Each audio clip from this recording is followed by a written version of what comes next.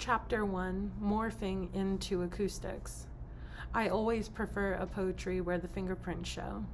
A poetry of loam where water can sing. A poetry of bread where everyone may eat. Pablo Neruda, poet of the people from Passions and Impressions.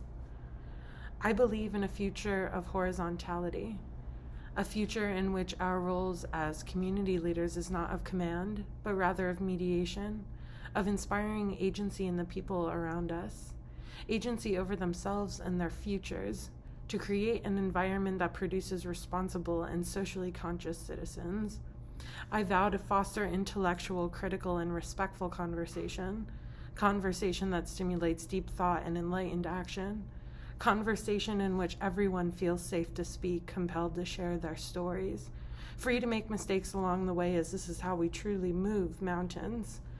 As Bell Hooks states in her book, Teaching to Transgress, Education as the Practice of Freedom, and I will paraphrase here, experiential knowledge being highlighted in a classroom is integral to academic growth and growth as human beings. These shared stories inside and outside of academia enrich our families. As an individual, I am dedicated to a lifetime of listening and learning. As a white individual, I am dedicated to unlearning biases and perpetuating anti-racism in the spaces around me. I vow to listen, to learn from the members of our families. In the groundbreaking book, Emergent Strategy Shaping Change, Changing Worlds, Adrienne Marie Brown states, to a certain degree, our entire future may depend on learning to listen without assumptions or defenses. I vow to not treat people as empty cups waiting to be filled, to rather bring their already existing multitudes into the discussions, to heighten the plane we access together. Leading by action is the most powerful way to pave. I will mediate my interactions with open ears, open eyes, and an open heart in order to encourage others to do the same. When I say my heart is open, I mean the government must defund the police and reinvest a healthy portion of that funding into making education of all levels free and accessible for our entire population. Simultaneously, we must dismantle the canon that dictates our popular pedagogy and holds up white history as the only history, rebuilding a shared teaching philosophy that is focused on contextualizing what we know with marginalized histories that are yet to be valued in popular academia. We must gear our jobs as educators toward making our students, our community members, socially conscious, leading them into being positive members of our collective community, no matter what field they may choose to go into, whether it be neurosurgeon or farmer. I am not preaching that we teach politics in the classroom. I am pleading for us to teach people how to critically think, to reimagine the way in which we teach our collective history as the people who make up the United States of America, as the community who shares this climate change-stricken earth. We can only learn lessons from our collective past by looking at it as a whole. When we teach the canon as is, we are upholding the inequitable power structures that make up our society and continuously hold up the system meant to marginalize, meant to abuse, meant to imprison people who have been promised freedom. If we focus our efforts as educators on ending racism through choosing to end the reign of white power over our pedagogy, we also focus some of our efforts on encouraging people to be both spiritual and hold on to their faith while still being able to think critically. We will finally truly be on the path toward a more equitable, healthier collective future. I've never believed in love at first sight, never. Too much of a fairy tale, for as big as my dreams are, I still find my feet planted in the earth, rooted in reality. Though every time I read Angela Davis's words, radical simply means grasping things at the root, I realize what I know may not be a stagnant truth. When I saw him with his little orbs, 2 colors, I knew he was my son. All of a sudden, I felt a radical love for a tiny ball of fur. It was in this moment I made a commitment. The same day I saw him, I filled out the adoption papers. 2 days later, his little body is falling asleep on my chest. I struggled with insomnia for years, and now when I wake in the early hours of the morning, I feel his heartbeat next to mine. And if I shudder when I rise, he's there to plant kisses on my face, sandpaper on skin. When you say trust in the love that's stored up for you, I remember Rilke. I remember the concept of the cloud. I remember you saying there is always more to come. The first commitment Javon Johnson makes to the audience of his book, Killing Poetry, Blackness, and the Making of Slam and Spoken Word Communities, is to be a creative, generous, and caring writer who tells stories about love. Writers who use accessible language to convey complex ideas and ineffable topics are truly the most important writers. Academic writing can be so shrouded in mystery. What are these words on this page? Why is this text so dense? How can I, an aspiring community leader and professor, use a text so inaccessible, so impenetrable to help the people around me have a love of learning? The answer is to kill the canon. Javon Johnson says on the topic of slam and spoken word being defined by white male academics in the 1980s as the death of poetry. Death is the beginning of another possibility, something beyond, rather than an end. We must abandon texts that are impossible to enter. We must make education more accessible to folks inside and outside of institutional academia, to collapse the space between those who have the privilege to pursue higher education and those who do not. There is so much compelling and important writing out there that educates readers, that activates these readers to become more socially conscious citizens, gravitate towards those texts, focus on pedagogical action that may foster betterment in our society, introduce voices that write for the body of the people. As a community member, introduce texts that your parents and children will be excited about. Intergenerational connection is integral to community building, to collapse the age gap. Conversations had between people of all moments in their lives. Time is a man-made construct, but as it passes, we generate stories, and these stories are unable to be told by merely written language. Our bodies activate when we speak, and these words are conveyed as much with our fingertips as our mouths. It is the language of the body where discoveries lie. Under our mattresses where we hide our darkest secrets, under our beds where the monsters reside. Words cannot convey the solid stone presence of the knowledge of the body. With this in mind, I recall an excerpt from an E. Cummings poem called Since Feeling is First. The best gesture of my brain is less than your eyelids flutter, which says we are for each other then. Laugh, leaning back in my arms, for life's not a paragraph, and death, I think, is no parentheses. Thinking about the parentheses of life cycles being a myth, I realize the way we move is not linear language, and grammar cannot contain a sunset. Yet we hold up words like a mirror in order to reflect.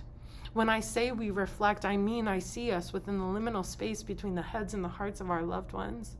What I'm trying to say is we are the impossible. We are the unattainable, uncapturable, wearing those hearts, those androgynous organs on our sleeves, and yet our clothes are invisible.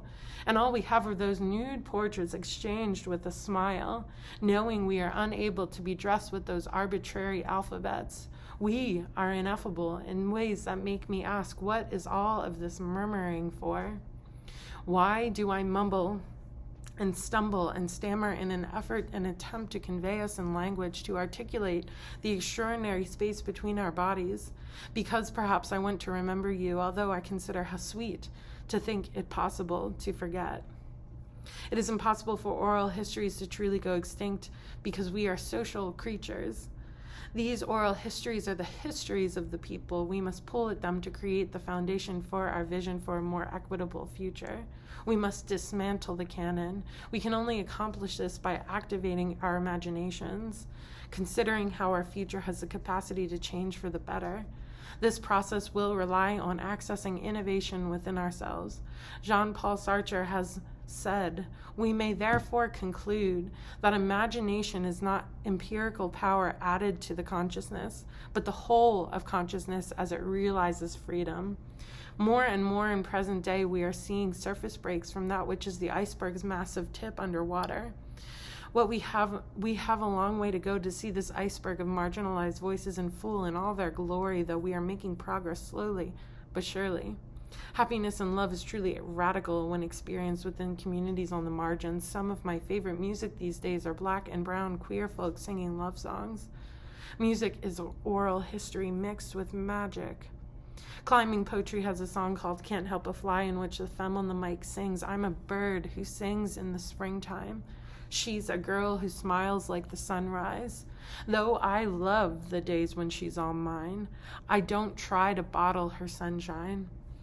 The music that's on repeat for me includes a multitude of Jessie Reyes, who's an avid promoter for mental health awareness.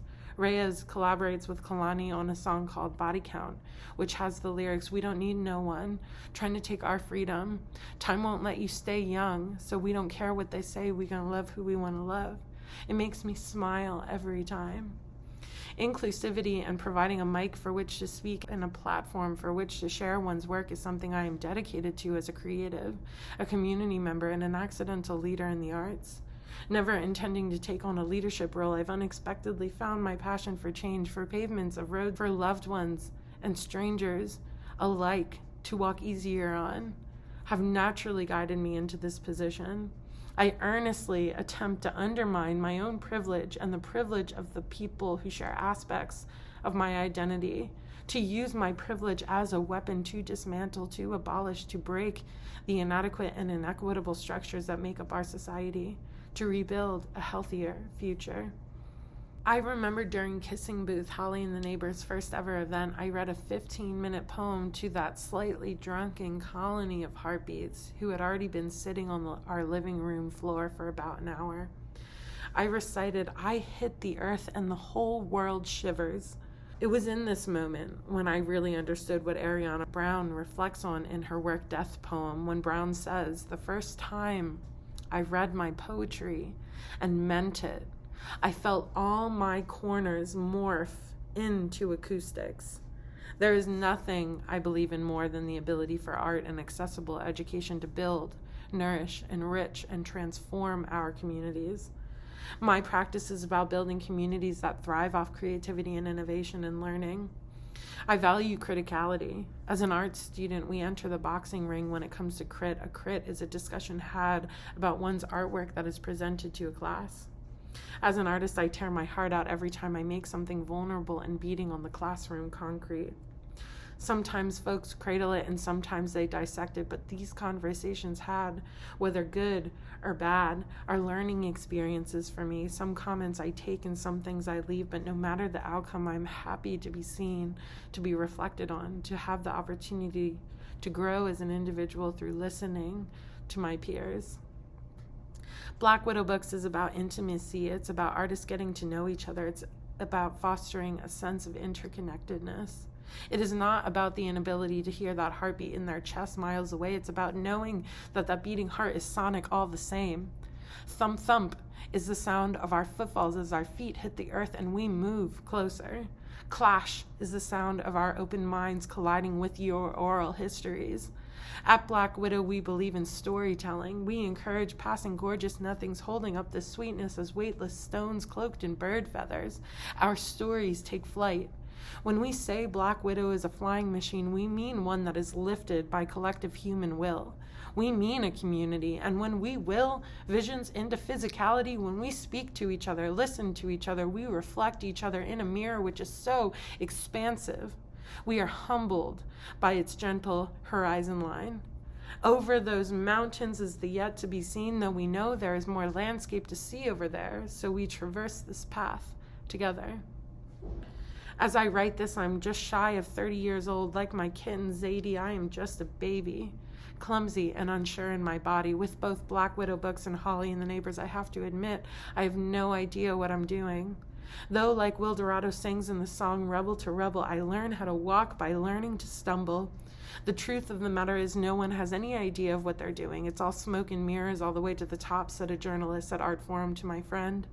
Especially right now, there's no certainty in the world. We are creating our futures one day at a time, one step at a time.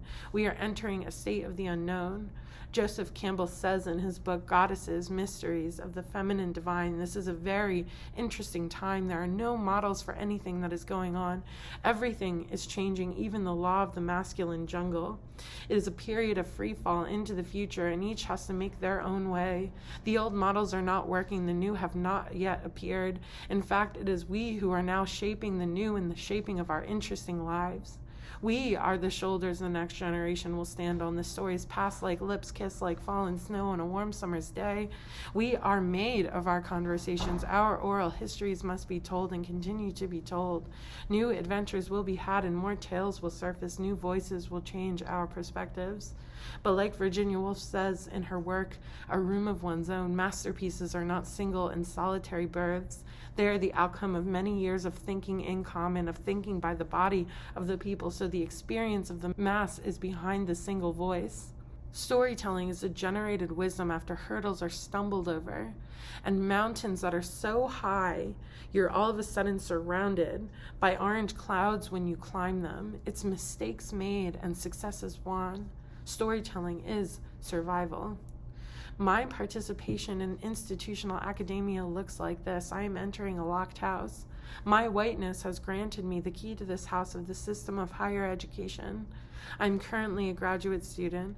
I'm in this house of institutional education. I'm looking around, getting to know the rooms and hallways, the layout of this building, the pathways in which one can move through this space, learning the structure, learning the mechanics, understanding this machine, how it works, how it was built. I'm going through these motions to understand this system so that when we burn it down, we will be able to do so strategically in a way where we can escape this house before we burn with it. Concepts of the flame reflect on imagery of rebirth, beginning again, starting anew. What we are creating here is reflective of Malcolm X's idea that change must happen by any means necessary. We must burn the system. We must rebuild an equitable house in which we all may live, as Audre Lorde's essay is titled. The master's tools will never dismantle the master's house. We must work together in a collective manner to dismantle this house by listening to each other, by valuing each other's stories, by utilizing the tools in the tool belts of marginalized communities. As Javon Johnson states over and over again in his book, Killing Poetry, Blackness in the Making of Slam and Spoken Word Communities, we must work together to create something beyond. When I was the exhibitions coordinator at Goggleworks Center for the Arts, prolific and fiercely intelligent interdisciplinary artist who was an artist in residence at the center at the time, Karina Mago and I were kicking a soccer ball around on the back patio of the ceramic studio. We were also volleying affirmations. You're strong, you're resilient, you're brilliant, you're beautiful. I've never met someone who has compelled me to move like Karina. Wise beyond her years, Karina said something to me that night I'll never forget. You always have to surround yourself with people who feed your fire.